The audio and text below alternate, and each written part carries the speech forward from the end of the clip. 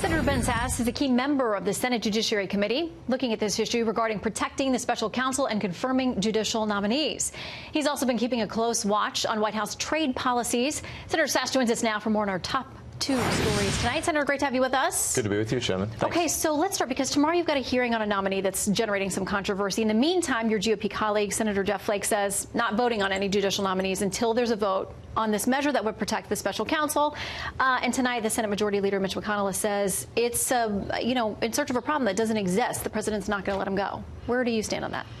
I think there are three big buckets of issues you just named. Judicial nominees between now and the end of the year, judicial nominees that haven't yet gone through committee, and the special counsel issue. So one of the things that President Trump has done a phenomenal job on is he's picked some really great judges. I think in the coalition that he put together in the 2016 election, a bunch of people were excited about the way he built a list about Supreme Court nominees and the kinds of judges he pledged to nominate, and he's done that. And we on the Judiciary Committee have set an all-time record at confirming circuit court judges over the last years. I think we have 31 pending judges on the floor.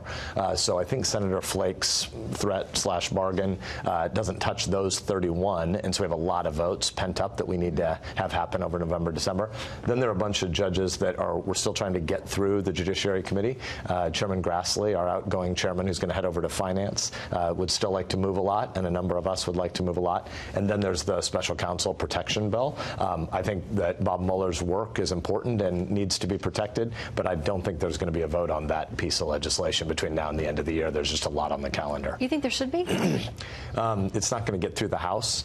So one of the most valuable limited resources in Washington, D.C. is Senate floor time. And so Leader McConnell is very rarely willing to spend Senate floor time on something that's not going to become law. And I don't think there's going to be any vote in the House. Okay, so let's talk about now GM, this announcement about closing some plants, potentially 15,000 jobs in the mix, although they say many of these people could be transferred to other plants if that's what they choose to do. The president obviously not very happy, tweeting today about possibly taking subsidies away from them, although I believe that would require some congressional action to get that done. The truth is, GM got a $51 billion taxpayer-funded, at least in part, bailout. Is it fair to say that they have some obligation to the American worker? Well, first of all, let's just say to those 15,000 families, this is a tragic week. This is a rough set of news for people to receive, and so I think we want to grieve with those families.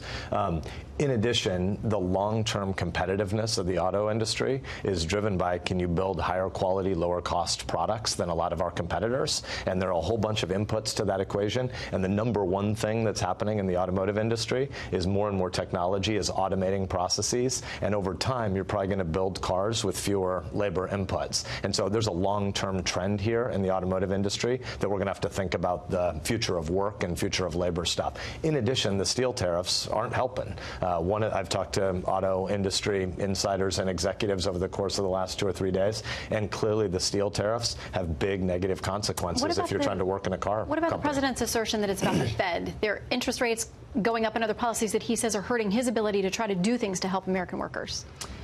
Yeah, I don't see that connection. The long-term pressures on interest rates are things like U.S. overspending and the fact that we're not building toward balanced budgets over the long term. So I think the Fed is probably the wrong bad guy for this equation. Okay, a couple lightning round things I want to make sure we get to. Jesse Kelly, Twitter says he's back. And he's somebody that you said, listen, I don't always agree with this guy.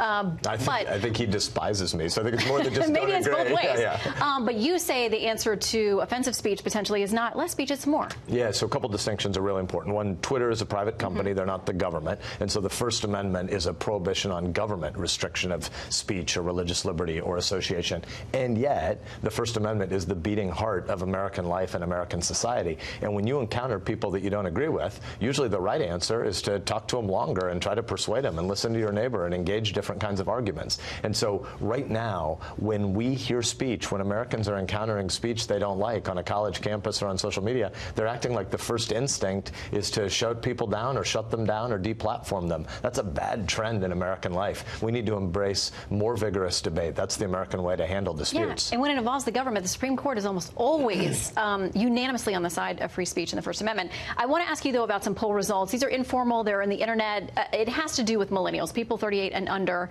but I was a little disturbed, and I imagine you would be too. Half of those surveys believe the U.S. is sexist and racist. 1 in 8 millennials agree that America was never a great country, and it never will be. 84% of Americans can't even enumerate the rights enumerated in the First Amendment.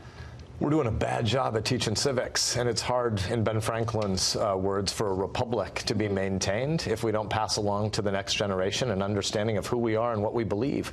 America has limited government because government is about power. Government is about coercion, and most of the interesting things in life are about neighborliness. They're about love. They're about persuasion. And so the center of the world for Americans is supposed to be all the cities and towns and neighborhoods where your viewers are living, not Washington, D.C. Washington, D.C. is supposed to be a place that is public servants maintaining a framework for ordered liberty, but that means our people need to know the freedom of speech, press, religion, assembly, protest. And if the next generation doesn't know it, the republic's in some danger, and we need to do a lot better civics than we're doing. Yeah, and that's a nonpartisan issue. We can all agree on, hopefully. Senator, thank you for your time. Good to see you. Thanks for the invite.